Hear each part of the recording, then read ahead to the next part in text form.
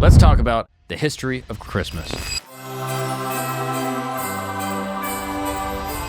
As Christianity spread through the empire, so did the observance of Christmas. The Yule cat, a giant beast that would wander the lands in search of food. Its favorite meal was children. People were still being punished for being Christians. There's a strong persecution at this time across the Roman Empire. The Egyptians considered this the sun's rebirth, making December 25th the birthday of the sun. It's not about presents. It's not about getting what you want. It's about doing drugs with your family. When we think of Christmas, images of red and white often come to mind. Santa suit, candy canes, festival decorations. But what if I told you that the iconic Amanita muscaria mushroom might have played a role in shaping these traditions? Just remember that again this year on Christmas, that if you got a present, it's because Santa doesn't want you to be a slut.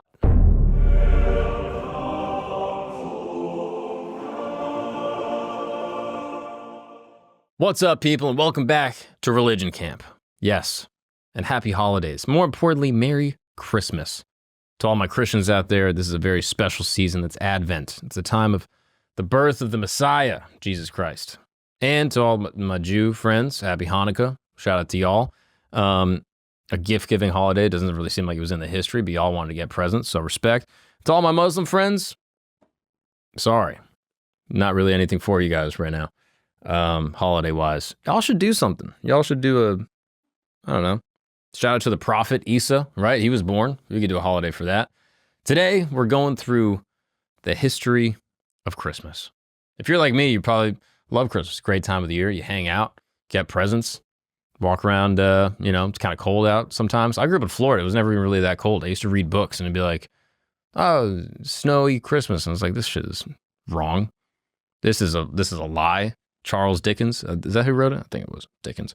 Anyway, let's talk about the history of Christmas. Apparently, Christmas is not all about Santa and gift giving. Apparently, it's about Jesus. And then apparently, before that, there was some pagan stuff going on. There was some insane pagan holidays that maybe got co-opted, okay, to help, get the masses on board, okay? Masses, get it? That's a pun. Shout out to the Catholics.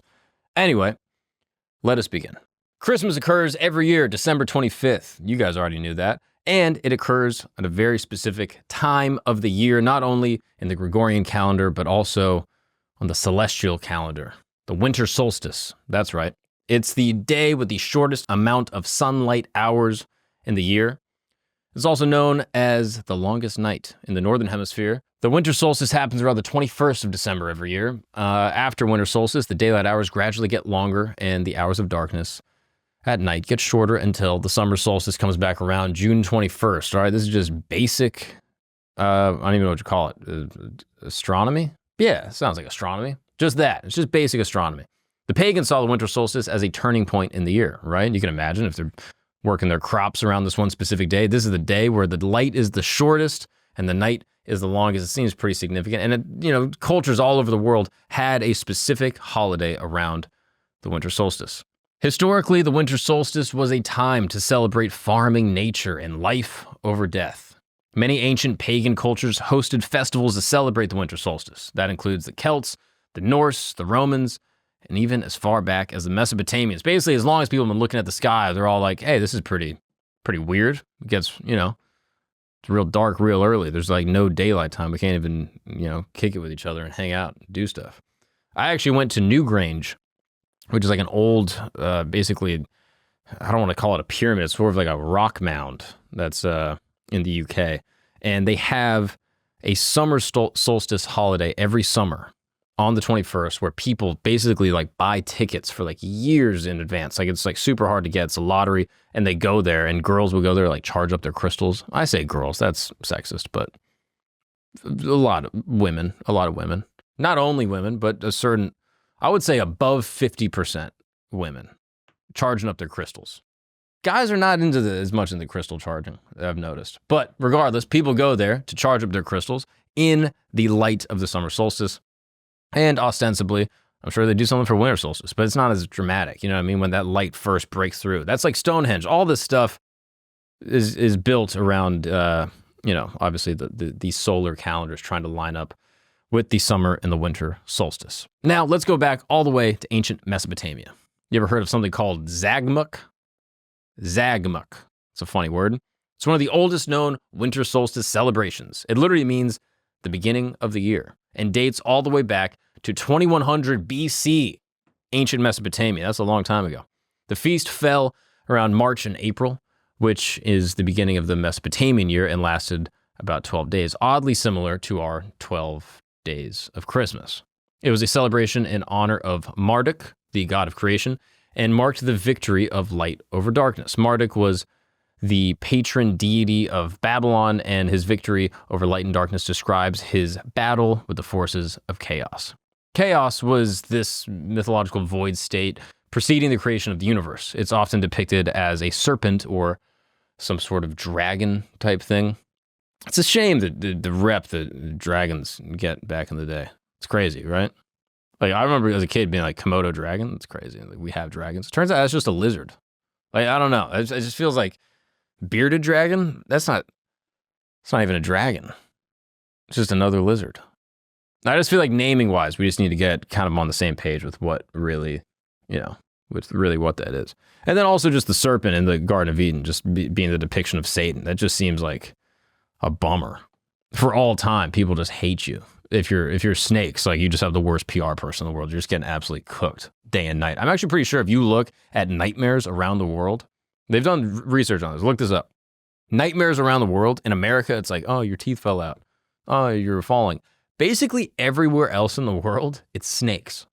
So I don't know what started it. I don't know if people are afraid of snakes and it becomes like this thing in ancient mythos is like sort of the epitome of evil, or if the underpinning of the serpent being in the Garden of Eden also kind of being persistent throughout many world religions, all the Abrahamic ones basically, perpetuates this idea that snakes are bad. At my Christian school growing up, we couldn't get a pet snake because there's like sort of this vibe that there's a satanic element. Regardless, back to Marduk, all right? Chaos was this mythological void state preceding the creation of the universe and is often depicted as a serpent. The battle between Marduk and Chaos lasted 12 days, which is where we get the 12 days of celebration. In Babylon, the battle was acted out in the royal court with the king, obviously playing, Marduk, and his son playing Nabu, not Mabu, not the white rapper, but Nabu, the god of writing. Once freed from the powers of the underworld, the king would enact the rite of Hieros Gamos, or Herogamy, on the 10th day of the ceremony. What is the Hieros Gamos, you might ask? Hey guys, we're going to take a break really quick because we got camp updates. That's right. We have amazing stuff going on here at the campsite and all sorts of crazy things going on in history. 1941, Hitler took command of the German army. Whoa. 1997, Titanic premiered in the theaters. 1777, George Washington led troops into the winter quarters of Valley Forge. All of this stuff is fascinating. There's all these explanations for everything that's going on in our newsletter. That's right. That's where I learned all this. And I just drop this information anytime I'm hanging out. Maybe you could do it. You go on a first date and you're talking to a girl. You're like, hey, did you know 1941, Hitler took over Germany today? Whoa. And she's probably gonna be like, that's you. You're an awesome guy. And you're an interesting dude. I appreciate you brought that up on our first date.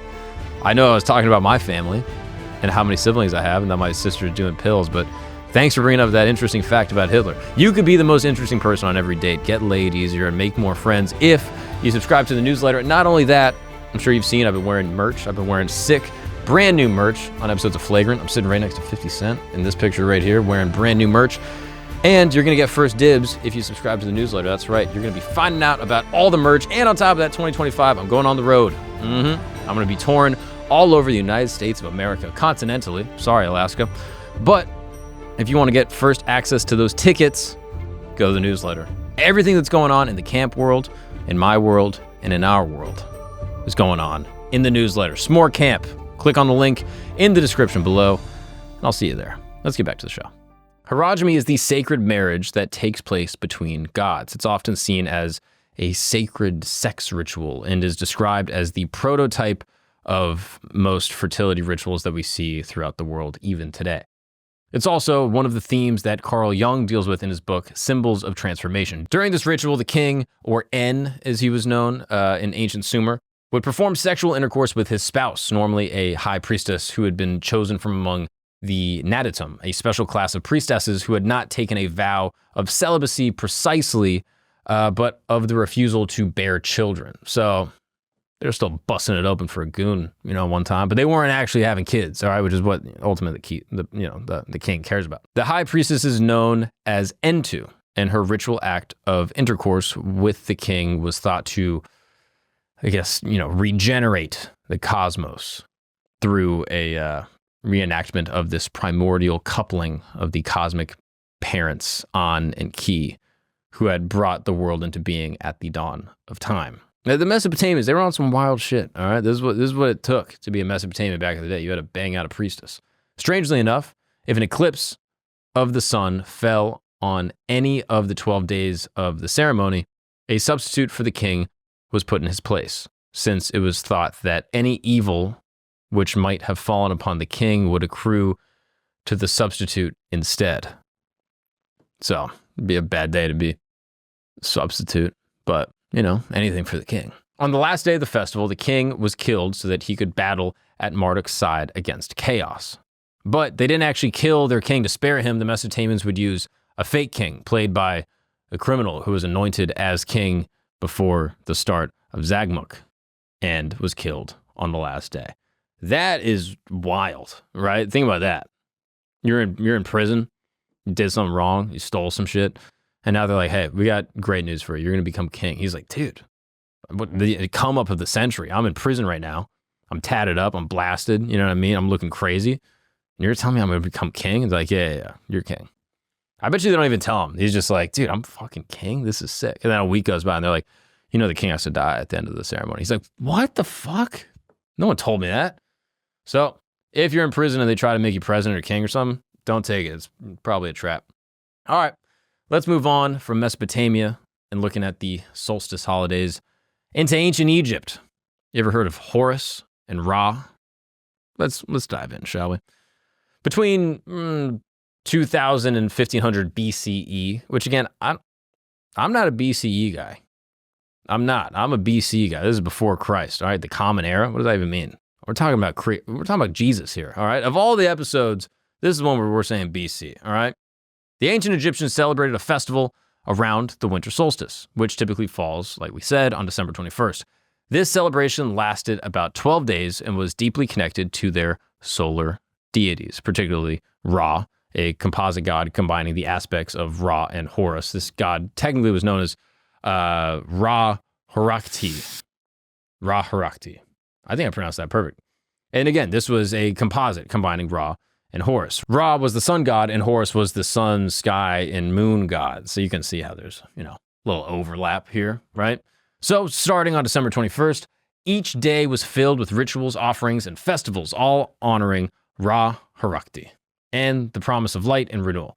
The winter solstice was one of the most important moments in the Egyptian solar cycle. It marked, as we said before, shortest day of the year, the beginning of the sun's rebirth, and the symbolic victory of light over darkness. So again, Mesopotamians onto the Egyptians, all kind of having similar semblances of things. Big solstice holidays, 12-day victory feasts, and the celebration of good versus evil. On December 25th, the sun would visibly rise again after being at its lowest point for 3 days. The Egyptians considered this the sun's rebirth, making December 25th the birthday of the sun. That's right. If it goes down the 21st or the 22nd, it's down, it's laying low for a couple days, and then it's rebirthed again after, roughly three days of being at its lowest point. Over time, the solar symbolism became associated with mythological figures. Horus, in particular, became closely linked with this solstice celebration. He was sometimes referred to as the son of Ra, representing the visible manifestations of the sun god. During their festivities, the Egyptians decorated their homes with palm fronds, papyrus reeds, and evergreen boughs. They specifically used plants that stayed green throughout the year, believing that these items, again, symbolized eternal life and resilience in the face of death. Some sources even suggest that Egyptians may have decorated not only their homes, but also their temples. The solstice was so important that the Egyptians placed buildings in accordance with the sun's placements. For example, Al-Karnak Temple, during the winter solstice, you can see here the sun is rising up between the pillars just like they would have seen it in ancient times. I mean, obviously, the pyramids, at Giza, these are all, placed very specifically with the celestial movements.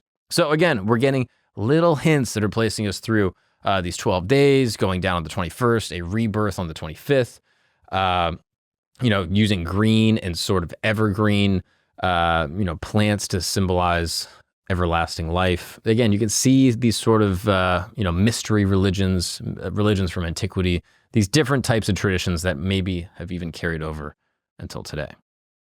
Now, let's move on to England. Well, it's not England, really, at the time that all this is going on. This is just sort of the, general land plot known as Britain, Ireland, respectively. The Celtic and the Druid traditions, all right? Let's get out of the desert, shall we? For the Celts, the solstice wasn't merely an astronomical event. It was a moment of immense spiritual significance, marking the delicate balance between darkness and light. The time of year symbolized the rebirth of the sun, a powerful moment in their annual cycle of life, death, and renewal. Again, sounds very similar to Mesopotamia. At the heart of the Celtic solstice celebrations were the Druids, a highly respected spiritual leader class of philosophers and healers of Celtic society. The Druids viewed the solstice as a sacred turning point. To them, the darkest day of the year was not an ending, so to speak, but a promise of a new beginning, a moment when the sun began its slow return, breathing life back into the world. One of the most revered symbols of this was the mistletoe. Yes, the mistletoe. An excuse for guys to get laid. I always thought the mistletoe was kind of creepy, right? I don't know. Maybe I'm a feminist, but it's just this thing of like, oh, we're under the mistletoe. You have to kiss me. It's like, I'm your brother. I'm not gonna kiss you. I don't know. That just crossed a line for me. And maybe I have some childhood stuff I need to unpack. But regardless, it just always seemed a little creepy. I don't know. That's a topic for a different video. But the mistletoe is a plant often found growing, high on oak trees. Both the oak and the mistletoe held special significance in Druidic tradition. The oak tree, known as the king of the forest, symbolized strength, endurance, and stability, while the mistletoe, which grew parasitically on its branches, was considered the original roofie. No, that's not true. It was considered a divine gift from the gods. The mistletoe represented fertility, healing, and protection. Its evergreen leaves served as, a reminder of life persisting even in the harshest conditions. The Druids believed that the mistletoe possessed magical qualities, and it did. For some people, you're 9 years old, your aunt comes over. Anyway, it was said to hold the power to heal illnesses, protect against evil spirits, and ensure fertility in the year ahead. Harvesting mistletoe was a sacred act performed with great care, and there's like a ceremony built around it. Druid priests would climb the oak trees while barefoot and use golden sickles to cut the mistletoe from its perch. The mistletoe was never allowed to touch the ground because it was believed that it would be drained of its divine powers. Instead, it was caught in like a white blanket or like a cloth, symbolizing its purity. Once gathered, the mistletoe was used in rituals to bless homes, livestock, and even entire communities during the solstice. Another central element of Celtic solstice celebrations was the lighting of bonfires. Oh yeah, you know about the bonfires. A little wintertime celebration. Again, this is one of those things. It's like, all right, it's probably just cold as hell. It's probably freezing. It's like, no, it's symbolic. Let's see. All right, let's discuss. The fire, obviously a universal symbol of warmth and light, played a significant role in marking the sun's rebirth. During the long, dark night of the solstice, communities would gather around bonfires, which were believed to aid the sun in its struggle to reclaim the sky. The fires not only provided physical warmth, but also served a spiritual purpose. They were thought to banish darkness and evil spirits, protecting the community during this transition period.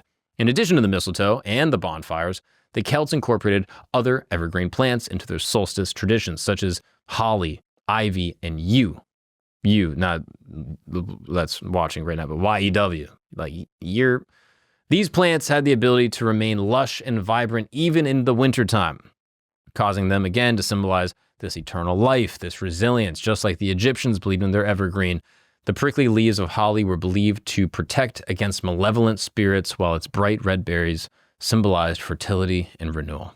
Ivy, with its climbing vines, the one that you'll see growing on like a wall and stuff, was associated with the connection and the intertwining of life and death, and yew trees, often found in sacred forests, symbolized immortality and were used in ceremonies to honor ancestors and the cycle of life. Though the Celts celebrated the solstice with practices deeply rooted in their unique worldviews, many of these traditions persisted and evolved over time. With the spreading of Christianity, Druidic rituals and symbols were absorbed and basically repurposed into the emerging Christian Christmas customs. The use of the mistletoe, for instance, transitioned from a sacred Druidic rite to a lighthearted holiday joke where you would just make out with family. Similarly, holly and ivy became fixtures in Christmas decorations as their ancient meanings were reinterpreted within a Christian context. So there you have it. The ivy, the holly, the mistletoe, all that coming from the ancient Druids. I guess they were onto something, It's just crazy to think of these people back in the day, even just being like, oh, this shit is fire. Like, this is, I couldn't imagine someone being like, why are we lighting a fire? And they're like, oh, well, it symbolizes, helping the sun. They're like, also, it's cold as shit. Yeah, we're freezing. It's like, yeah, all right, let's also tie some other stuff into it. I don't know. I don't even know if the fire one you need an explanation for. It's just cold. And you got to see stuff, too. You don't have lights and things. All right, let's move away from Britain. Let's go to Scandinavia. Let's talk about the Yule. You ever heard of that? The Yule log?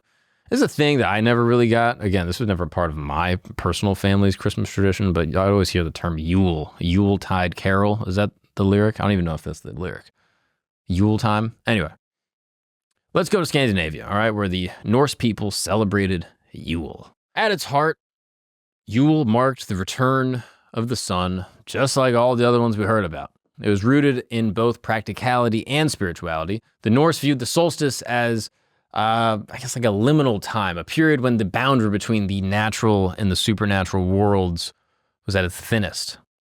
One of the most iconic Yule traditions was the lighting of the Yule log.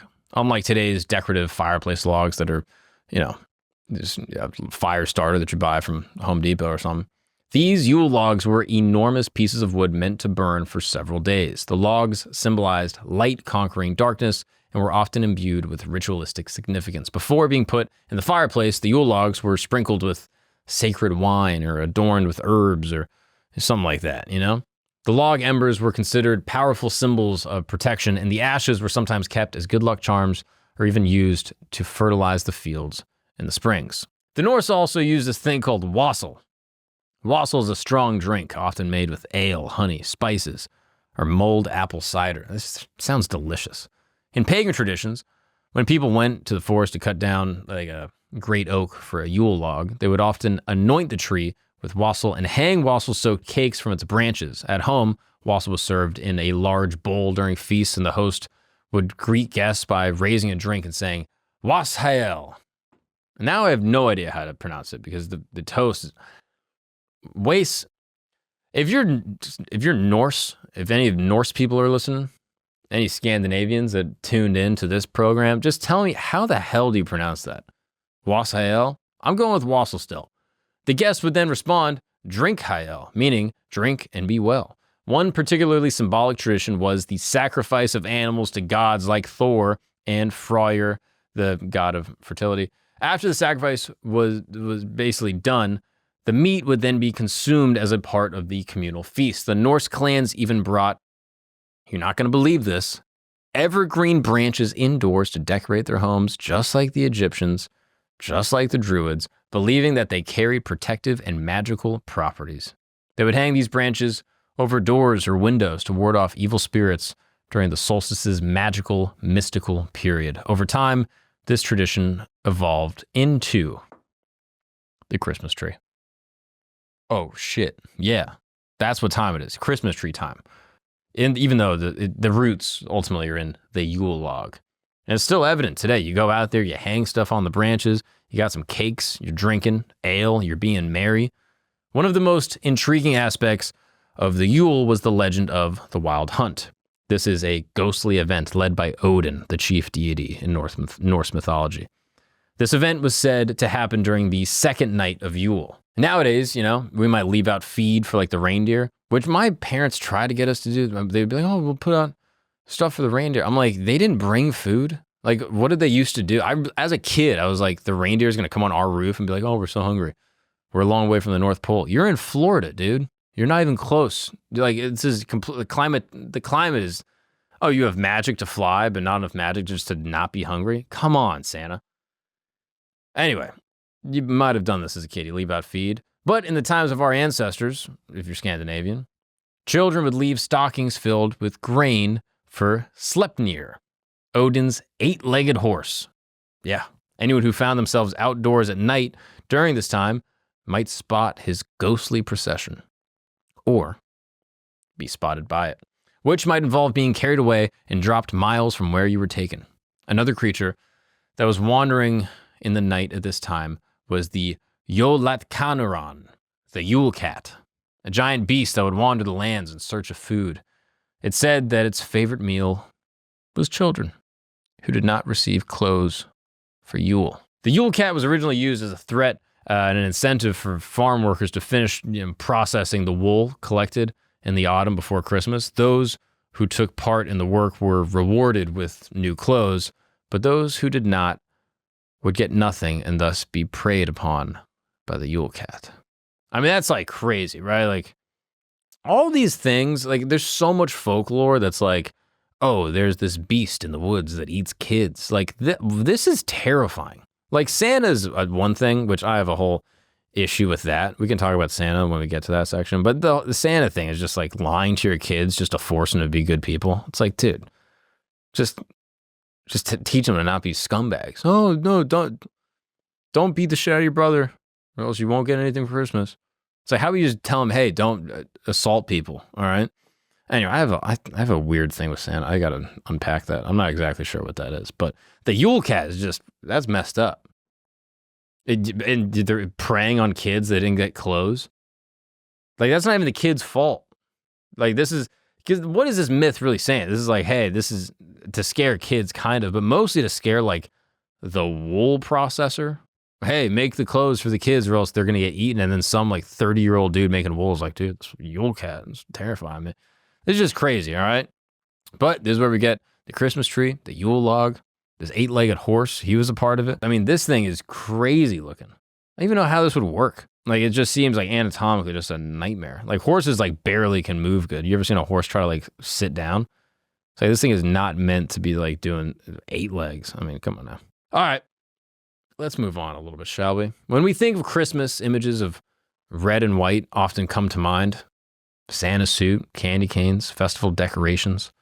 But what if I told you that the iconic Amanita muscaria mushroom, with its red cap and snowy white spots, might have played a role in shaping these traditions? While it's not for certain people have disputed this point, it's a fun thing to explore. I'm also pretty sure this is what Mario eats. I'm pretty sure, and Luigi. Not the assassin, but the guy from the video game. Imagine, bro, if Luigi was off a little chocolate candy, a little mushroom, and then went and shot a CEO. That'd be wild. I mean, it could be a good alibi. I'd be like, dude, I was crazy. I don't know. I took the grow bigger mushroom. My bad. Anyway, hundreds of years ago, it was found that the winter solstice ceremony of the indigenous people of the North Pole, specifically the Koryaks of Siberia and the Kamchadales, had similar traditions to our Christmas today. Yeah, get this. In the ancestral communities of the Arctic at the start of solstice, again, around December 21st, rituals were conducted that were guided by shamans who collected the Amanita muscaria mushroom, also called fly agaric, which was a powerful hallucinogenic mushroom. It grows on the ground near trees such as birch and pine, and for the indigenous people of the North, pine are seen as the tree of life. Therefore, the place where the fly agaric mushroom grew was a place of particular value. The toxicity of the Amanita muscaria when ingested is high, so before taking it, they had to dehydrate them on the branches of the pines as if they were, I don't know, ornaments on a Christmas tree. The second possibility was to put them in socks and spread them over a burning fire to dry them out. I'm just saying, guys, look at this picture here of a, Christmas chimney. Seems a little crazy. A sock? Imagine you got that as a stocking stuffer, right? Oh, Mom, what did I get? Oh, drugs? Fire, dude. Christmas is about to be crazy. New Year's is going to go off the fucking rocker. I mean, that's wild. You get a whole stocking. I mean, stocking stuffers generally suck. Like, I don't even get the point of the stocking. It's like, oh, get a stocking. You're going to get like M&Ms. Like, what? I'll just go buy, like, this is dumb. But imagine this Christmas, you have a kid, 8 years old, unpacks a stocking. What does he find? An 8-ball of cocaine? What? Oh, Christmas is awesome. We're about to have a white Christmas, dude. We're going skiing. I mean, it's just crazy, right? They would hang these things over the fire, cook them out, dry them out a little bit, and then you could pop a little Amanita muscaria. Additionally, the reindeer were of great help in reducing the toxicity of the mushroom. Imagine this. Reindeers can eat Amanita muscaria without suffering the effects of the venom. I didn't mean venom. I meant poison, okay? Venom is what animals have. So a frog, when you ingest it, that's poison. But a snake, when it bites you, that's venomous. One, it's the ingestion cycle. If it's being sort of put into you, it's venomous. If you're ingesting it, then it's poison. Regardless, they can eat the Amanita muscaria without suffering the effects of the poison. That sort of toxic effect that you're also going to get with the hallucinogen. And this is common with many hallucinogens like ibogaine, ayahuasca. These things, depending on how you dose it, can have, effects of nausea and, potentially even worse toxic effects, depending on if it's used incorrectly. So when the reindeer would consume the Amanita muscaria, the urine of the animals was then used. Shamans would then drink the urine, since it had already been filtered through the kidneys of the reindeer and taken out the harmful components and the toxicity of the mushroom. But most importantly, it still maintained its hallucinogenic effects. After the shaman had ingested the mushroom or drunk the urine of the reindeer, the hallucinations of the Amanita began. The legend says that during their trips, the shamans would manage to see the future of the community. They could turn into animals and fly towards the North Star in search of knowledge, to search with the rest of people. At the end of their hallucinogenic experience, they would return to the group in their yurt, and they met with the important men of the town to begin the solstice ceremony, in addition to sharing their visions with the community. I mean, imagine that, dude. You're drinking deer piss, and then you're like, dude, these things were flying everywhere. Like, that's crazy. That's what Christmas is all about. It's not about presents. It's not about getting what you want. It's about doing drugs with your family, okay? That is what the holidays, at its core, I think are really all about, okay? Just remember that this year, when you're sitting around the fire, and you're just looking at your loved ones, just be like, man, I wish we were fucked up right now. I wish we're all just, let's do heroin. That's what you should be thinking during the holiday time, all right? If you want to be technically correct, if you want to be a traditionalist, if you want to be, old hat about it and do it the way people have done it for thousands of years, the shamans' psychotropic journeys were believed to be related to the idea that Santa Claus travels with his sleigh and reindeers through the sky to deliver gifts. People have drawn these connections. The gift given by the shamans was the knowledge that the mushrooms gave them, in addition to sharing portions of the mushrooms among those present. Another similarity to Christmas, as we know it today, is that the entrance of the yurts was a hole in the roof. Because, generally the doors might be covered with snow. Again, we're talking about the Arctic. Thus, the shamans made, their appearance by climbing through the hole in the top of the yurt. Does that sound familiar? Anyone have an idea? Yeah. Santa Claus coming down your chimney. And the clothing is another similarity, since to honor the Amanita muscaria, the shamans, what did they wear? Well, let's take a look at the Amanita muscaria. What does that look like? Oh, what does Santa wear? Are you guys not picking up what I'm putting down right now? The Amanita muscaria is this red and this white, and Santa's dressed in red and white, and we know that the shamans of this time were dressed in red and white clothes. And to protect themselves from the snow, they used large reindeer leather boots that over time turned black. Over time, the shamanic archetype changed, and it is said that with the travel of the Druids, this tradition spread to Great Britain. Then, through cultural exchange, It was combined with Germanic and Nordic myths.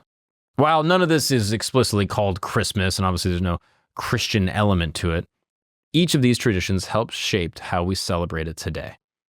I mean, that's just wild, okay? Do that. If you go see a Santa this year, just go sit on his lap and just be like, you look different than how I imagined you. I imagined you, Santa. I thought you'd be a lot chiller, to be honest with you. I thought you'd be off a bean right now. I thought you'd be just cooked, just sitting here, just absolutely toasted, giving out shrooms, and right now all I got is an Xbox. This shit sucks. You remember an elf? You remember that? When Buddy looks and says, you sit on a throne of lies. You're not the real Santa. Do you know what that was actually referring to? It's not referring to his relationship with the true Santa at the North Pole. No, it was his deep occult understanding that Christmas is actually a shamanic tradition based in the Arctic about doing mushrooms. Just rewatch that movie. It has a whole different meaning when you realize that Buddy the Elf is actually a drug addict who's just tripping. He's a wook. He's going to raves. He's an EDC. And he's just absolutely toasted out of his mind at all times. That's why he's going around New York City like, oh, what's going on? He's on drugs, guys. Anyway, let's talk about actual Christmas. So far, we've talked about a lot of folklore and pagan holidays relating to Christmas. You know, obviously, we know where Santa comes from. He's an absolute insane shaman. He's a crackhead that you've seen under the overpass. But let's talk about the first Christmas. When was it? Let's go back to ancient Rome, shall we? About 800 years before Christmas became the centerpiece of, December celebrations, shall I say, the best holiday. Again, I don't want to create a holy war, but I do think Christmas is like top in terms of just holiday vibes, the lore, Christmas cheer. I don't think any other religion is even touching Christmas. With all due respect, I just don't think anyone's even getting close. The food, the movies, the music, like, come on, bro. I mean, it's just, again, all due respect, you guys got your own thing. Christmas, top, S tier. There was another figure born on December 25th, however, in ancient Rome. Meet a guy named Mithra.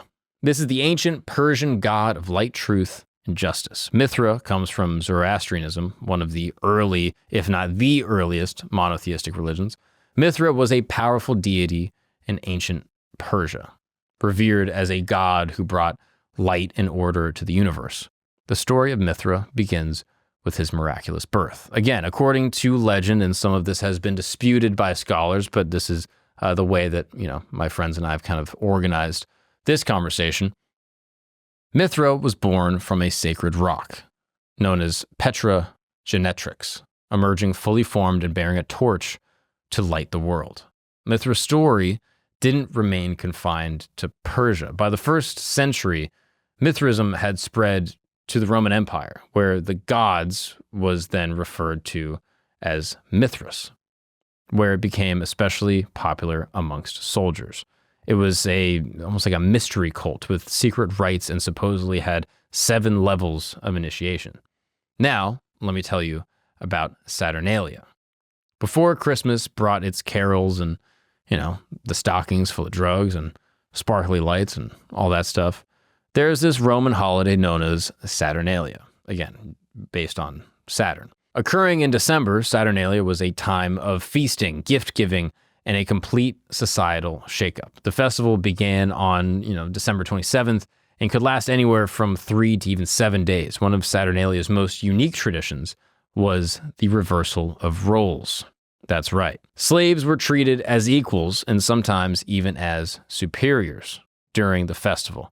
Masters would serve their slaves meals, and everyone, regardless of status, wore a festive garment called a synthesis, setting aside their usual togas for something more relaxed. It's just a fun little holiday.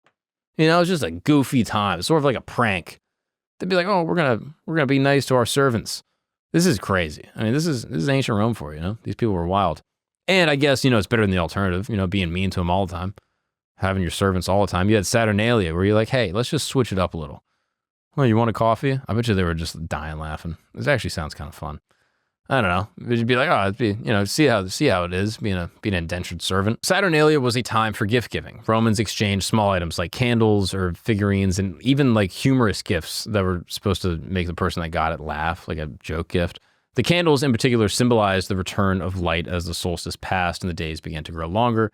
Saturnalia wasn't just about private gatherings. The whole city came alive with these giant, public festivals. Markets were overflowing with goods, merchants were coming into town, theaters put on comedic plays and shows, and there was even mock king elections where one lucky person was chosen as the Lord of Misrule. The figure presided over all of the chaos, encouraging pranks and, it's basically Impractical Jokers like punked or something. This is you would be Ashton Kutcher for a day. You'd be like, oh, I fucking got you. The Romans also decorated their homes with greenery, particularly, as we can imagine, holly and ivy, which again, as we've seen through all of these ancient cultures, symbols of eternal life. As Christianity was spread then through the Roman Empire, many Saturnalia customs were adopted into the emerging Christmas holiday. But these festivities only lasted 7 days. So what happened on the 25th? Let's talk about the festival of Dies Natalis Solis Invictus, better known as the birthday of the unconquered sun. This was celebrated on the 25th. There was a Roman mystery religion known as Sol Invictus, meaning the unconquered sun. Sun, S-U-N, not the sun. Playing a significant role in shaping the cultural and religious traditions associated with the winter solstice. Basically, had this guy, Emperor Aurelian, officially established this religion around 274 AD. He declared Sol Invictus the primary deity of the Roman Empire, emphasizing unity through a common religious symbol. Aurelian also built a grand temple dedicated to Sol Invictus in Rome, cementing its importance in public religious life. Sol Invictus was often depicted driving a quadriga, a racing chariot with 4 horses. The festival was celebrated with 30 chariot races in Rome. In some years, 36 races were held instead. The race took place in the Circus Maximus, a large oval-shaped stadium that could seat nearly 200,000 spectators. The cult of Sol Invictus became widely celebrated across the Roman Empire, particularly among soldiers and those in the urban center of Rome. Sol Invictus was so popular among the citizens that there were even coins with his face on them. Now, at this time, Christianity is alive and well in the area, and people are converting to Christianity, adhering the Gospels, but people were still being punished for being Christians. There's a strong persecution at this time across the Roman Empire. So this is where we began to see a change in the Roman Empire and its ruling. So this will take us a little bit farther back to the Bible, right? We know the Bible. We love the Bible. It's a great book, the good book, ultimately. The biblical Christmas story is primarily found in the Gospels of Matthew and Luke. The story begins with the announcement of Jesus' birth. In Luke chapter 1, verses 26 through 33, the angel Gabriel appears to Mary saying, "Hey, Mary," and this is the Mark version. "Hey, Mary, just don't be afraid, because you found favor with God. You will conceive and you're going to have a kid. That's going to be awesome. And you're going to name him Jesus." How about that? He'll be great, and he will be called the Son of the Most High. Matthew's account focuses on Joseph's perspective. When he learns of Mary's pregnancy, the angel appears to him in a dream saying, "Joseph, son of David, do not be afraid to take Mary home as your wife, because what is conceived in her is not, it's from the Holy Spirit, all right? So she will give birth to a son, and you are to give him the name Jesus, because he will save the people from their sins." The birth of Jesus takes place, as we know, in Bethlehem. Luke chapter 2, verses 6 to 7 describe the scene. While they were there, the time came for the baby to be born, and she gave birth to her firstborn, a son. She wrapped him in cloth and placed him in a manger, because there was no guest room available for them in the inn. Kind of beautiful, right? I love reading this. Genuinely, every time I hear it, I'm like, this is awesome. You place Jesus, the Lamb of God, meant to take away the sins of the world, who gave his body for all of us in the manger. Doesn't seem like a coincidence. The manger, literally, where the animals eat from. Seems like perfect symbolism all the way through. Shout out to God. After Jesus' birth, the shepherds received a heavenly announcement. The angel of the Lord appeared to them, and the glory of the Lord shone around them, and they were terrified. But the angel said, "Hey, chill out. Don't be afraid. I bring good news that's going to make everybody super happy. Today, in the town of David, a Savior has been born to you. He is the Messiah, the Lord." Matthew's gospel introduces the visit of the Magi, also known as the three wise men, or as I call them, the wise guys. Upon Jesus' birth, the wise guys, they pull up to Jerusalem. They're like, hey, where's the one who's been born king of the Jews? That always makes me laugh. I don't know why. Every time that the Bible's just like Jews, I'm like, dude, this is, because you say Jews now and it feels different. You're like, dude, what's up, Jew? You're like, whoa, you can't say that. But in the Bible, they're just like, yo, where's the guy, the king of the Jews? And everyone's like, oh, he's over there. He's in the barn. He's over that way. Everyone's like, all right, that's fine. We see his star and it rose and we've come to worship him. Shout out to the Magi. I also love that in every nativity scene, they always show the wise men as like a black guy, which is just sick.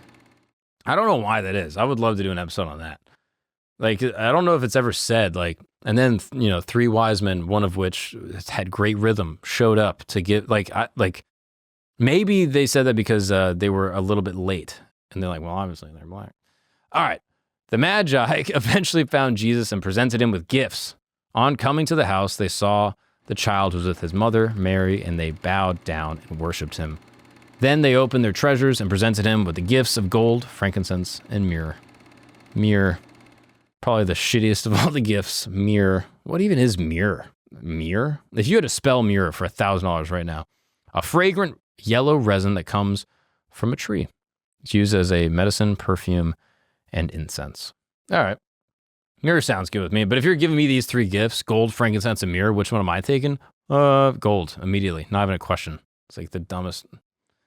I guess maybe there was value. I don't know. I got to look into the symbolism of why these guys brought that. I don't know. I didn't grow up in a black household. Maybe myrrh has some connection to the black experience. Who's to say? Maybe it was like a lotion or something. Anyway, the first Christmas. This is when Constantine became emperor in AD 306. He profoundly influenced the spread of Christianity. I think Constantine should get more credit. He really made that shit pop.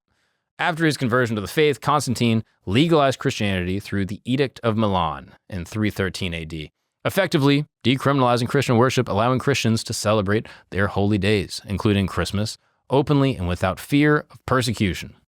We love that for the Christians. Constantine's reign also saw the formalization of the Christian calendar.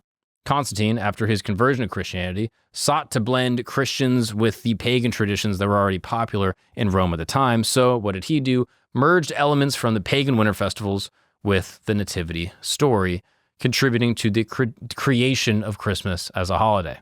This could be why Constantine may have chosen the 25th as Jesus' birthday. Again, it's not specifically stated like, oh, it's on this exact day.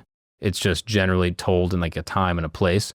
And if you already have this festival kind of popping, let's just do this. We see this kind of in a certain way with like churches. Like a lot of churches will be built on the place of the former religion way back when that used to be practiced. And they say, all right, there's like a temple here. Let's just get around that and then put our church. So I'm assuming something similar happened. Again, this is not in any way discrediting the story of the Christ or the nativity or, the birth of the Savior. This is just saying that these things exist and we need to sort of imbue them into the society and create some type of social cohesion. So let's just add it on to the festival that everyone's already kind of down with.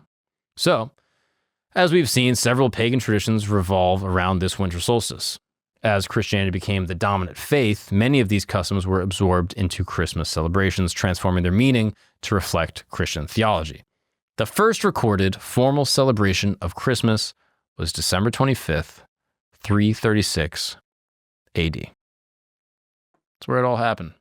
This marked the beginning of Christmas as a recognized feast within the Roman Church. By the time of Constantine's death, 1 year later in 337 AD, Christianity was already firmly rooted in the Roman Empire.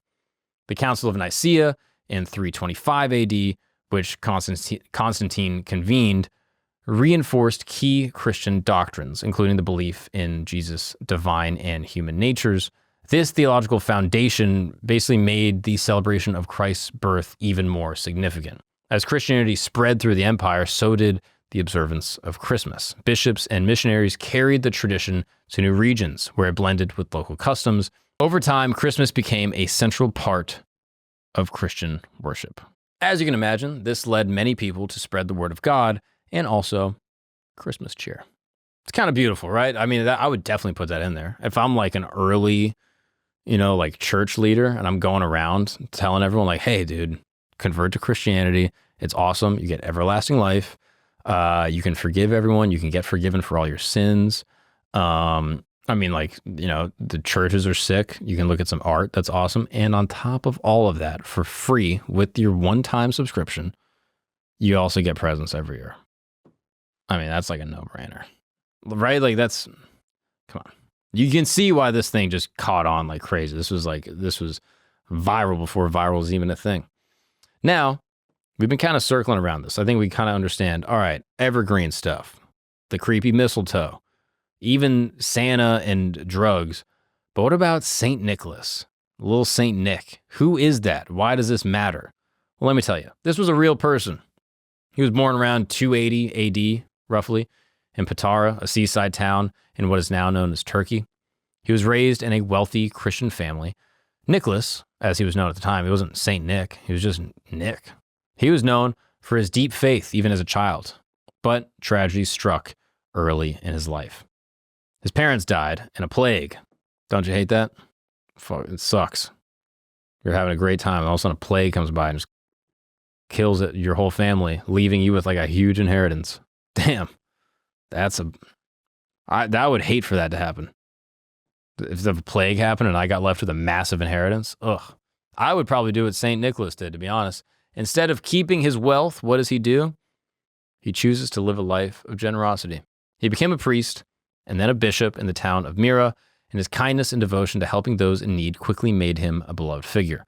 One of the most famous stories about St. Nicholas tells of a poor man with 3 daughters. And this is wild.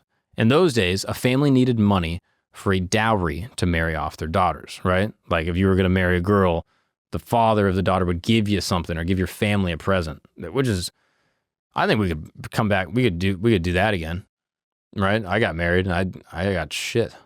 I mean, I got a wife. She's cool, but I mean, I had to I bought her all right, it wasn't even a diamond. It was a moissanite ring. Regardless, I spent like $800. I had no money at the time. And I gave her this ring and I was like, oh, will you marry me? It's like, yeah.